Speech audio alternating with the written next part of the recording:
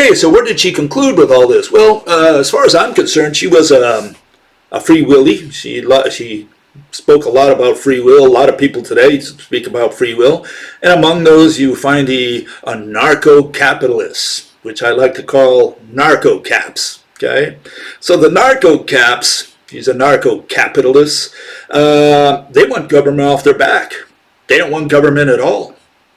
In fact, in that sense, whether they know it or not, they follow the Marxist tradition. Karl Marx, he said, yeah, first you have this dictatorship of the proletariat, but eventually, this was the notion, where does this lead to? Well, first you need to impose the dictatorship of the proletariat. What, to get rid of the privileges? You know, you got to get rid of Bill Gates and all these guys who have billions of dollars and just sitting on their butts doing nothing. It's the worker who produces the goods, right, and services. So, you know, the workers can do without these guys because these guys really are just parasites. They're the parasites. And the rich people say, no, no, you're the parasite because, see, I made my money, using my head or whatever, and I got ahead in life and made all this money because I worked hard, and you just want to take it away from me? So we get into all these debates. Who's the parasite? Is the parasite the bum who lives under the bridge and collects welfare, or is the parasite the rich guy who doesn't do anything, has all these billions and has yachts and just has a lot of fun in life, at the expense of those poor workers who have to suffer every day? Well, Marx said, get rid of the rich people, but then where does it lead to? Well, he says it leads eventually to a world where we don't need government. And in that sense, the narco-caps came back to Marx, interestingly enough. But I accuse Ayn Rand of being a narco-cap. But see, Ayn Rand was a little different, only in the sense that she said, I'm in favor of limited government. Government does have a purpose, and the purpose is to police, to impose justice, right? On the other hand, the narco-caps say, we don't even need that. We don't need that at all. We can do all this legal stuff, and we can do all this punishment and policing. We can do it in private hands. We can leave that in private hands. And I'm not going to go into the details of that. You can look that up. But they have all these mechanisms on how that would work in society, okay? So what's my argument against all these narco-caps, against Ayn Rand included, Is it to do with something totally different? It's got to do with the fact that Ayn Rand had hope. She had hope for the future, okay? And here's one statement that she made, a couple statements, okay? And this puts it in the right context. So, are you seeking to know what is she? This is from John Galt's speech in Atlas Shrugged, which is her #1 novel. It says, are you seeking to know what is wrong with the world? The disasters that have wrecked your world came from your leaders' attempt to evade the fact that A is A. And she says, man cannot survive except blah, blah, blah, blah, blah. And the world you desire can be won. She had hope. She says, if only you would follow my advice, then we could make this a good world, and we would solve all the problems out there. So she had hope for the world. She said, if we continue on this path of welfare and Medicare and so on, that's going to take us to who knows to what, to some kind of disaster. She had no idea where it would take us. But if you follow my advice and get rid of all this socialism and just do pure capitalism, free will, take government off our backs, just limit it to policing, then this is a great world, and it's going to continue. And that's where we disagree. I'm saying none of this has anything to do with what's coming up. What's coming up is extinction. Every species becomes extinct. And extinction, Mother Nature, right? She plants the seed of extinction whenever she spawns a species for the first time. Okay? So that's my argument. So if you came here for hope, you came to the wrong place. I don't give hope. I tell you we're going to become extinct, and very soon. Very soon. And people always ask, well, how soon, Bill? Is it going to be the 1st of May of the year 2030? I'm not an astrologer. I'm a lousy astrologer. All I can tell you is the mechanism. That's what science concerns itself with. Not with when, but how it's going to come about. Okay? And one of the issues that comes up is whether that's part of science. Is astrology this so-called telling the future, foretelling the future, like knowing that humans are going to become extinct? Is that part of science? How does it fit into science? You're not explaining anything, because you can only explain a consummated event. And here, humans, as far as I'm concerned, are still alive on planet Earth. So there's nothing to explain. Well, it comes, so that's the first thing. You got to put that in the proper context. And the way it comes into science is through the extinction of past species. You have to explain how past species became extinct. Okay, you got to explain how the dinosaurs became extinct, how the Permian synapsids became extinct, how the Triassic archosaurs became extinct. That's what you have to explain. How did they become extinct? Okay? And one of the issues is that, I'll give you an example, a little for instance here. Imagine there's the last 5 Neanderthals, okay? Last 5 Neanderthals on Earth. And they're all in a cave, okay? And they're around the campfire, right? They've got a little fire there. They're cooking whatever they're cooking. They're talking. And a boulder falls on all 5 of them and kills them. And let's say we discover that. We figure out that those were the last 5 Neanderthals. Let's say we even filmed it. Can we say that the reason the Neanderthals became extinct is because of a rock? That a rock caused the extinction of the Neanderthals? No, the issue is you have to explain why did we end up with 5 Neanderthals. That's the mechanism of extinction that we have to explain, not the last, the straw that broke the camel's back. And right now we have problems with that. We have problems today because none of the theories that you find in paleontology for the Neanderthals, for the dinosaurs, for any species is rational. Why isn't it rational? Because the only thing that an extinction theory has to explain is selectivity.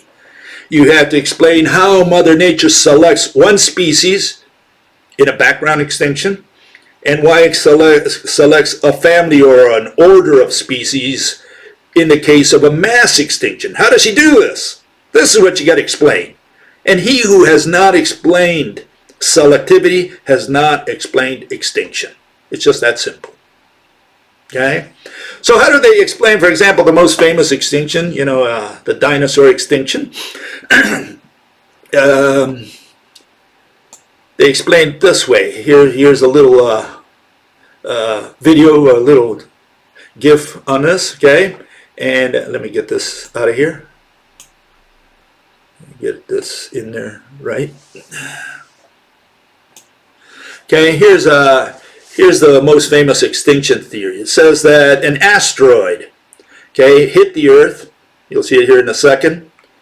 An asteroid comes and hits the Earth, okay, and creates this big boom, okay, and the whole planet goes on fire. Spreads throughout the whole surface of the planet, killing everything in sight. All plants, all animals, and essentially the Earth becomes a cinder. Nothing is left alive. That's the notion that paleontology tries to, convey to you. Okay, and this is what happened to the animals on surface, here, and the plants also, by the way, and all the dinosaurs are burned to death, wherever they were found, all around the Earth. You have fire and brimstone falling on the poor animals and killing all of them. Essentially, this is the notion that people have of, how the dinosaurs became extinct 65 million years ago. Okay? And somehow that contrasts with another notion that they have, which is this one, which is the tsunami version. It says what the asteroid did was cause tsunamis, and they drowned everything on land. So we have the fire and we have the water version of extinction, all from the same mechanism. And if that weren't enough, we have still another one, which is the fact that you say, well, how did the fish die? How did, not the fish really, it's the reptiles, the mosasaurs that were, in the waters. How did they die? How did and there were other fish, especially the plankton, how did they die? Well, for this they had to invent another mechanism. They said, well, it turns out that and that's when you'll find, and I'm not putting words in their mouth, the asteroid fell on a pile of sulfur. And so it acidified the waters, and apparently some animals couldn't take it down there.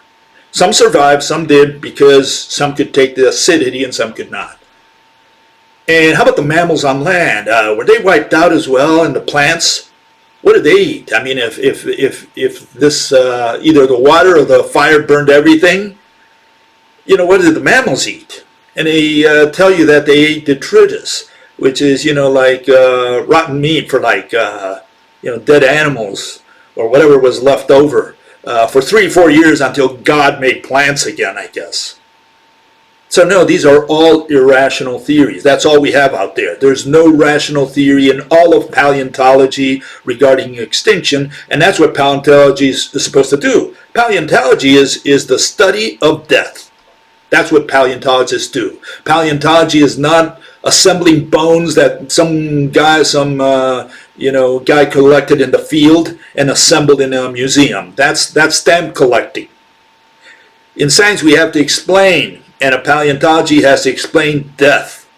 That's it. He's a necrologist, if you want to look at it that way. He's supposed to tell us how species became extinct, and not one has been able to do so since George Cuvier, the first father of paleontology, came up with all this stuff at the end of the 18th century.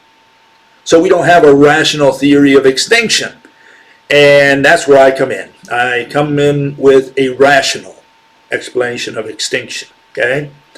And you say, well, that's your opinion, Bill. Yeah, and all I can do is tell you my theory, and I'm not here to shove it down your throat. You believe in whatever you want. I'm just telling you what the theory is, because you won't find it anywhere. You're not allowed to publish it. Obviously, you can't put it under Wikipedia, which is supposedly a non-peer-reviewed source, and you can't put it in there. Like I can't put the rope hypothesis in there either. None of those things you can put in there, because immediately they'll say, well, what's your source? Well, the source is here. Well, you need at least 2 independent sources, and they go through all this rigmarole, okay? So they don't want you publishing stuff that reaches the public through the Wikipedia.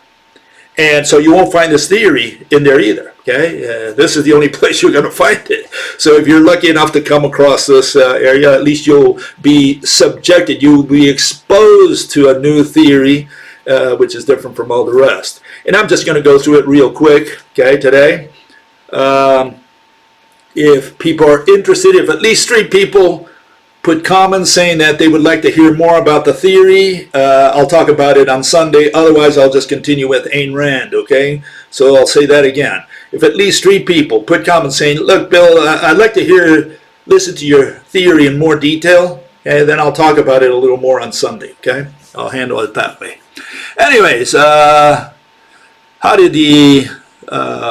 how does Mother Nature do extinction, mass extinction? Okay, we're not talking about background extinction, one species. We're talking about many species here, an order or a family or whatever of species. Okay, and I'm saying that the animals already were dying before we reached the end of the Cretaceous, 65 or so million years ago. They had already begun to disappear. And the reason they began to disappear, not only in variety, in the number of species, but also in the quantity of animals per species, is because the plants that they were eating were disappearing. The way Mother Nature does extinction is through food. Okay, she does it through starvation. That's my argument. Okay, and here you can see a graph that was collected after 4 years by groups, and it's known as the Cretaceous Terrestrial Revolution.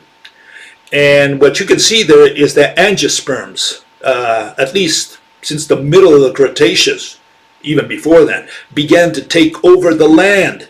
They were displacing what the dinosaurs were eating, which were the conifers, which included the cycads, the ginkgos, and other gymnosperms. Okay, so the issue here is that we can see in this graph what happened. And what happened was that the source of food of the dinosaurs was dying, the varieties were dying, and so the dinosaurs were losing variety themselves, and they were becoming fewer and fewer until they finally became extinct. Okay, and again, you know, I don't think an asteroid had anything to do with it, but assuming, let's concede that an asteroid gave it the final blow, that's like the boulder that fell on the 5 Neanderthals. Is that what caused the extinction of the Neanderthals? No, the theory is, how did they become 5? And the question with the dinosaurs is, how did they dwindle to so few in the end? That's what you got to explain. And this is what none of these people are answering. Here's a little picture that a lot of people are not aware of, what happened to the source of food of the, for example, the T-Rexes, okay? This gives you a little vision, a microcosm again, right, of what was happening with food, okay? And here you have the Jurassic to the Cretaceous, and you see all these species, they becoming fewer and fewer towards the end. And what you see is that, like in the Campanian, there were several types of Triceratops and several types of hadrosaurs. And by the Maastrichtian, which was towards the end of the Cretaceous, you had fewer species of both, which is essentially what the T-Rexes ate. You know, they ate these animals. This was their source of food. So if they started out with something like this, like here, I'll show you. If they started out with, you know, this volume, maybe at the middle Cretaceous or towards the end of the Cretaceous, by the time they reached the very end of the Cretaceous, it looked more like this. Okay, the hadrosaurs had essentially disappeared, and you had other animals like the ankylosaurs, and they weren't around anymore. And so the question is, what killed them? I mean, you can't blame that on an asteroid. You know, an asteroid can do the final hit, but it cannot give you this trend where more and more dinosaur species are disappearing. Okay, and also the plants that they ate, by the way. So what is the mechanism? The mechanism I propose is this one. It's known as the overturning of the ecological pyramid. Okay, what happens is, what you have is the population pyramid of the plants overturns. Because it overturns throughout the years, hundreds and thousands of years, the herbivores find towards the end very few species of plants to eat, so they cannot diversify. They also become fewer. And at the very end, you have more predators, or the ratio of predator to prey changes, and so does the ratio of herbivores to primary production. That's essentially the theory. And what does this have to do with the extinction of man? Well, I'm saying we're going to die no differently than the dinosaurs. We're going to die because our source of food disappears. And people say, Bill, you're crazy. Okay, I'm crazy. Yeah, I'm saying the source of food disappears. And right now, you know, we plant food only because of money. We have an abstraction that humans have created in their economy. And by the way, all animals are economists. All animals manage their economy, manage their sources. And what all animals manage, the primary good that all animals manage is food. So Mother Nature uses that to kill species. That's her weapon. That's her secret weapon. It's the third horseman, the black horseman, you know, the starvation. That's how Mother Nature does her tricks. And she's going to apply that one on us. And it turns out that we have no way of avoiding it. And a lot of people ask me, and I have to repeat this like 10 times, I'm sorry, but a lot of people never pick up on this. I tell them there's nothing we can do about it. And they say, well, Bill, what do you propose? How can we solve this problem? And I keep telling them there's nothing we can do about it.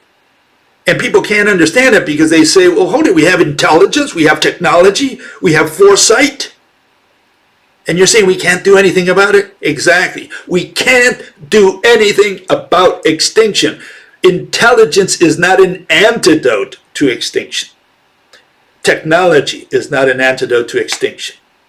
Any more than there are things that humans can't do anything about. We can't do anything, absolutely anything about having fewer and fewer babies from now on. Okay? And we can't do anything, absolutely anything, with our genetic diversity. The fact that our genetic diversity is disappearing. We can't do anything about that. There are things intelligence can't do anything about.